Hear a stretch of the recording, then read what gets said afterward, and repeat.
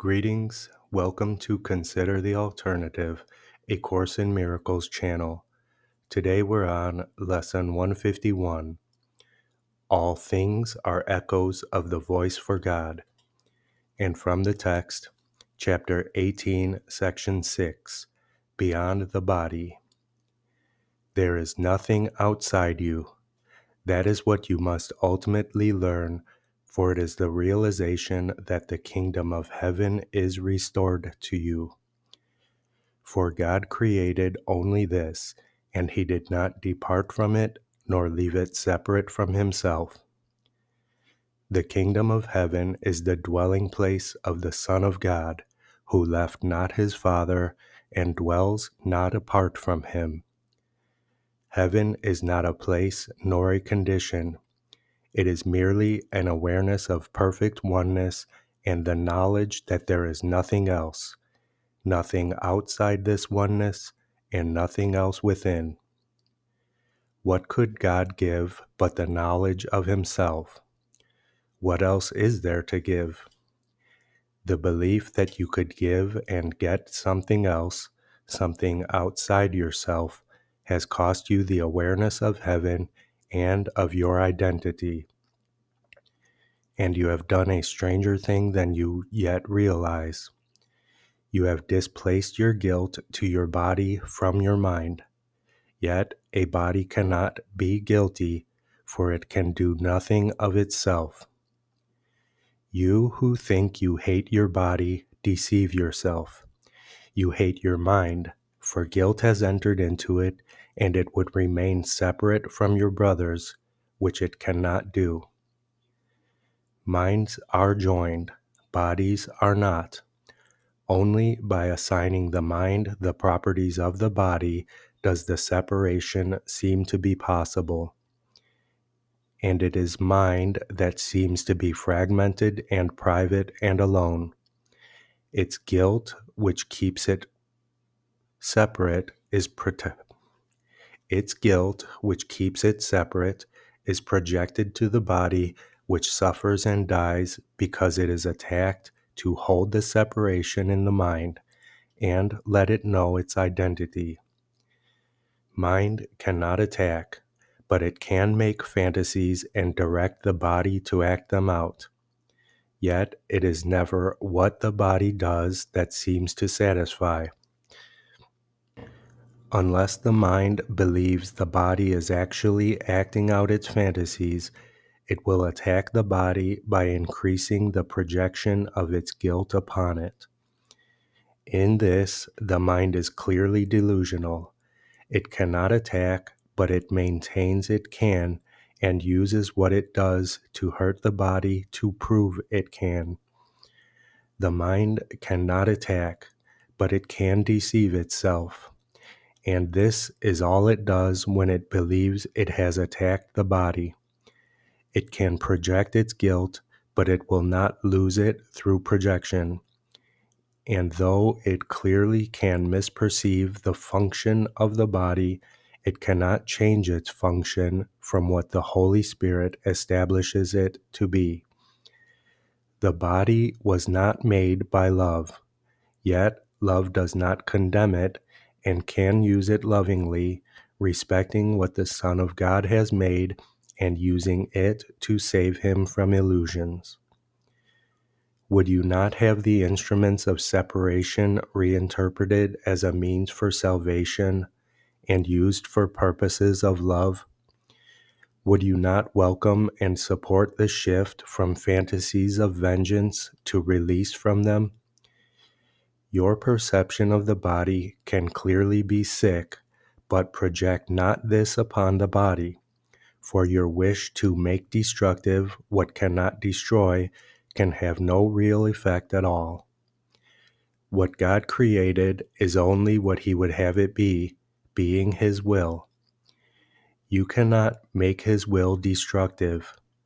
You can make fantasies in which your will conflicts with his, but that is all.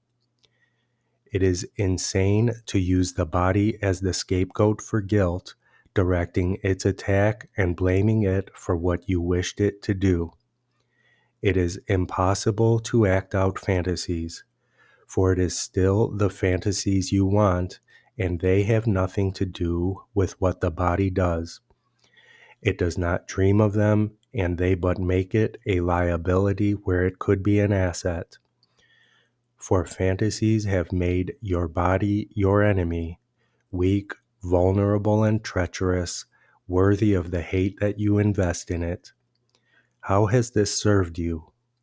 You have identified with this thing you hate, the instrument of vengeance and the perceived source of guilt. You have done this to a thing that has no meaning, proclaiming it to be the dwelling place of God's Son and turning it against him.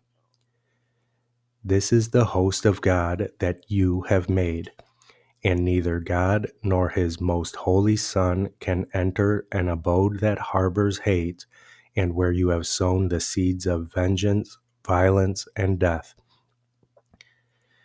This thing you made to serve your guilt stands between you and other minds. The minds are joined, but you do not identify with them. You see yourself locked in a separate prison, removed and unreachable, incapable of reaching out as being reached. You hate this prison you have made, and you would destroy it, but you would not escape from it, leaving it unharmed without your guilt upon it. Yet only thus can you escape. The home of vengeance is not yours. The place you set aside to house your hate is not a prison, but an illusion of yourself. The body is a limit imposed on the universal communication that is an eternal property of mind. But the communication is internal. Mind reaches to itself. It is not made up of different parts which reach each other. It does not go out.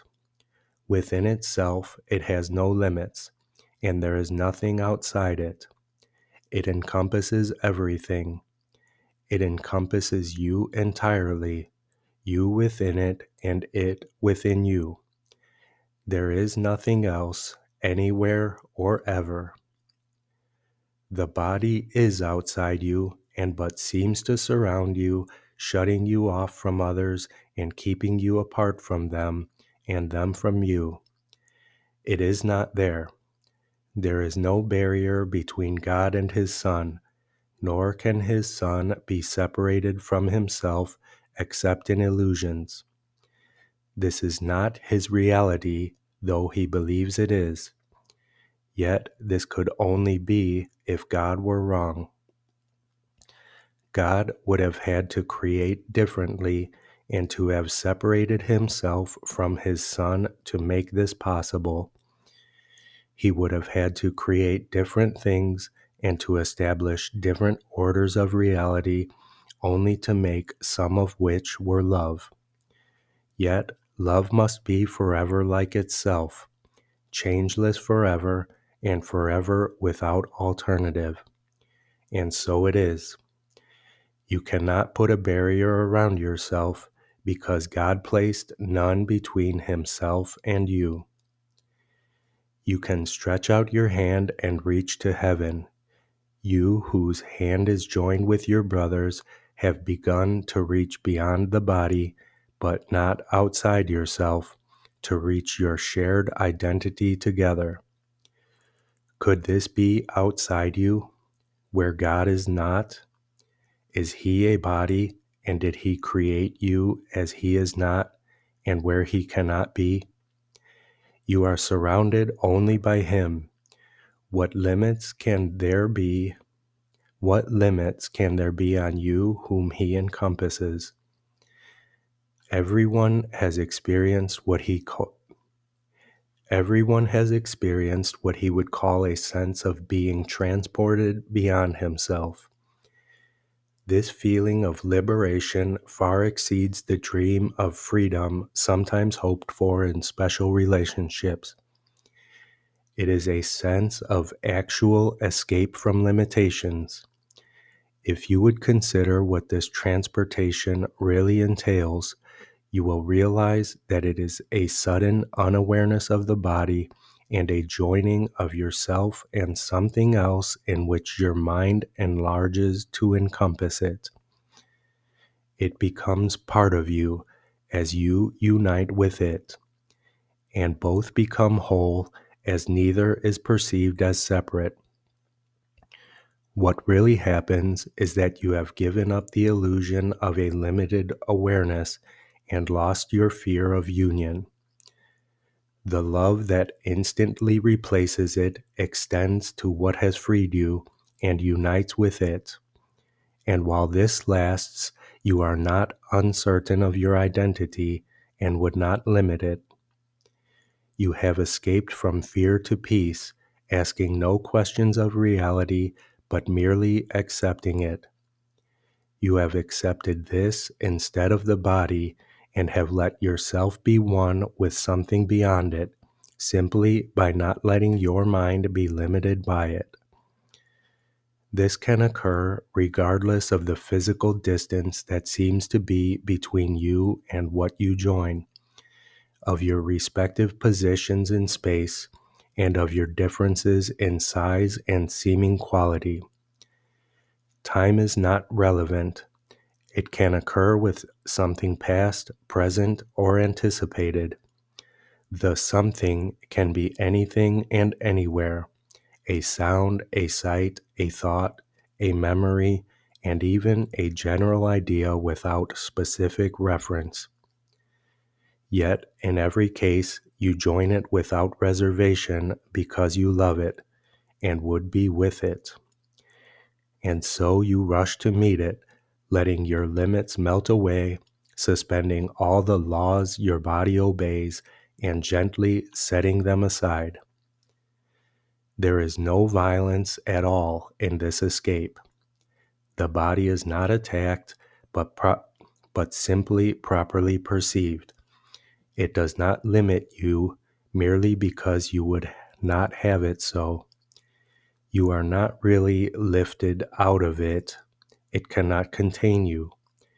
You go where you would be, gaining, not losing, a sense of self. In these instants of release from physical restrictions, you experience much of what happens in the holy instant: the lifting of the barriers of time and space, the sudden experience of peace and joy, and, above all, the lack of awareness of the body and of the questioning whether or not all this is possible. It is possible because you want it. The sudden expansion of awareness that takes place with your desire for it is the irresistible appeal the holy instant holds. It calls to you to be yourself within its safe embrace. There are the laws of limit lifted for you to welcome you to openness of mind and freedom. Come to this place of refuge where you can be yourself in peace, not through destruction, not through a breaking out, but merely by a quiet melting in. For peace will join you there, simply because you have been willing to let go the limits you have placed upon love and joined it where it is and where it led you, in answer to its gentle call to be at peace. Chapter 18, Section 6, Beyond the Body.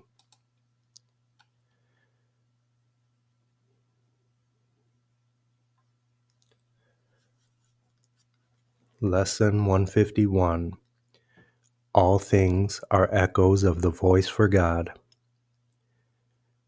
No one can judge on partial evidence. That is not judgment. It is merely an opinion based on ignorance and doubt. Its seeming certainty is but a cloak for the uncertainty it would conceal. It needs irrational defense because it is irrational, and its defense seems strong, convincing, and without a doubt because of all the doubting underneath. You do not seem to doubt the world you see. You do not really question what is shown you through the body's eyes, nor do you ask why you believe it, even though you learned a long while since your senses do deceive.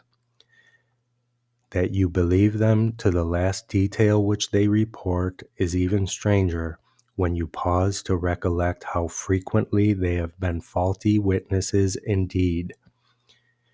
Why would you trust them so implicitly? Why but because of underlying doubt which you would hide with show of certainty? How can you judge? Your judgment rests upon the witness that your senses offer you. Yet witness never falser was than this. But how else do you judge the world you see? You place pathetic faith in what your eyes and ears report.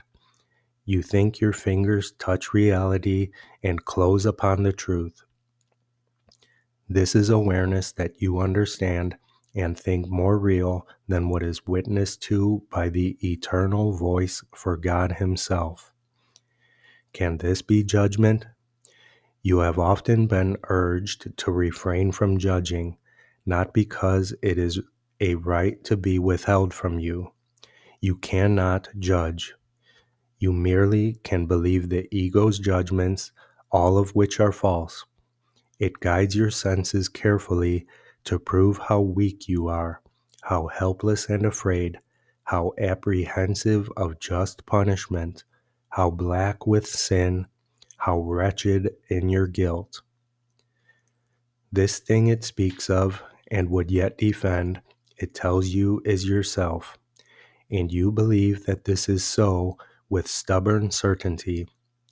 Yet underneath remains the hidden doubt that what it shows you as reality with such conviction it does not believe. It is itself alone that it condemns. It is within itself it sees the guilt. It is its own despair it sees in you. Hear not its voice. The witnesses it sends to prove to you its evil is your own. The witnesses it sends to prove to you its evil is your own are false, and speak with certainty of what they do not know. Your faith in them is blind because you would not share the doubts their Lord cannot completely vanquish. You believe to doubt his vassals is to doubt yourself. Yet you must learn to doubt their evidence will clear the way to recognize yourself, and let the voice for God alone be judge of what is worthy of your own belief. He will not tell you that your brother should be judged by what your eyes behold in him, nor what his body's mouth says to your ears, nor what your fingers touch reports of him. He passes by such idle witnesses which merely bear false witness to God's Son. He recognizes only what God loves, and in the holy light of what he sees, do all the ego's dreams of what you are vanish before the splendor he beholds.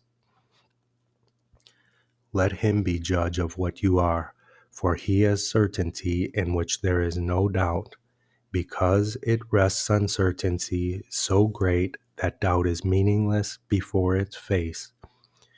Christ cannot doubt himself. The voice for God can only honor him, rejoicing in his perfect, everlasting sinlessness. Whom he has judged can only laugh at guilt, unwilling now to play with toys of sin, unheeding of the body's witnesses before the rapture of Christ's holy face.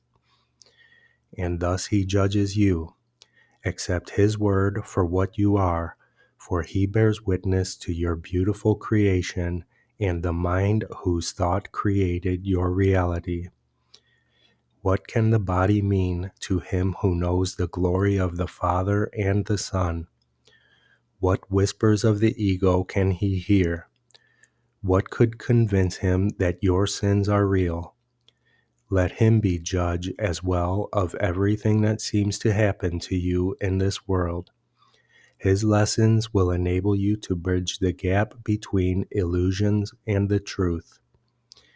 He will remove all faith that you have placed in pain, disaster, suffering, and loss. He gives you vision which can look beyond these grim appearances and can behold the gentle face of Christ in all of them. You will no longer doubt that only good can come to you who are beloved of God, for he will judge all happenings and teach the single lesson that they all contain. He will select the elements in them which represent the truth and disregard those aspects which reflect but idle dreams.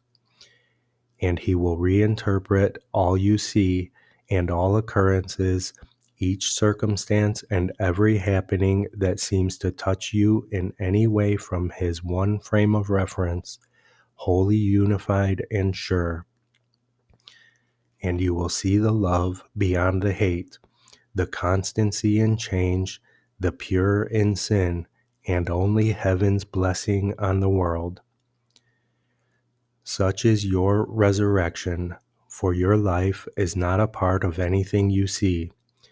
It stands beyond the body and the world, past every witness for unholiness, within the holy, holy as itself. In everyone and everything, his voice would speak to you of nothing but yourself and your Creator, who is one with him.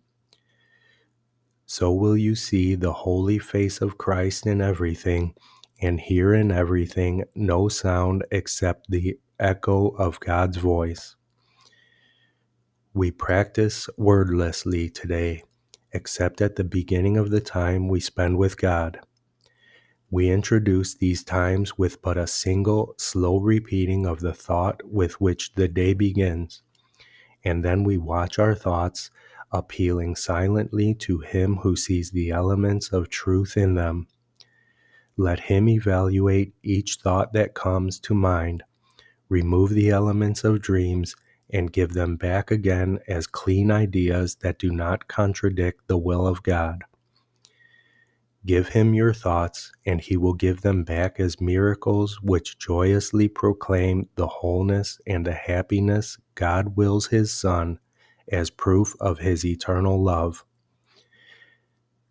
And as each thought is thus transformed, it takes on healing power from the mind which saw truth in it and failed to be deceived by what was falsely added. All the threads of fantasy are gone, and what remains is unified into a perfect thought that offers its perfection everywhere. Spend 15 minutes thus when you awake, and gladly give another 15 more before you go to sleep.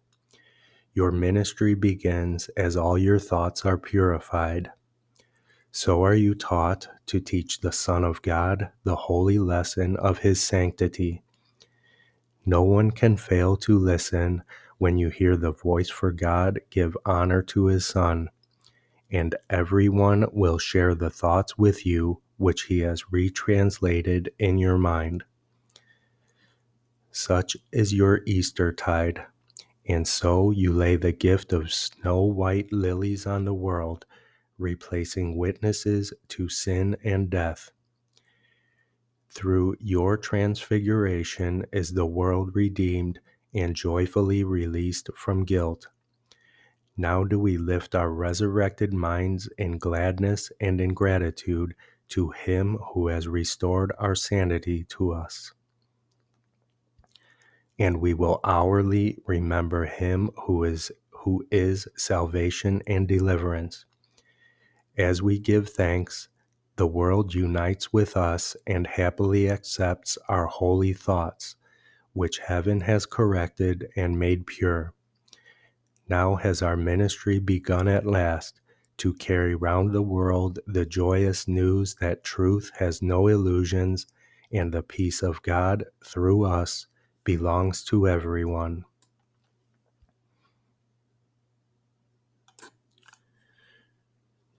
Lesson 151. All things are echoes of the voice for God. 15-minute practice period upon waking and 15-minute practice period before sleep with 1 hour reminders for a short practice period. I love you. I'll see you tomorrow.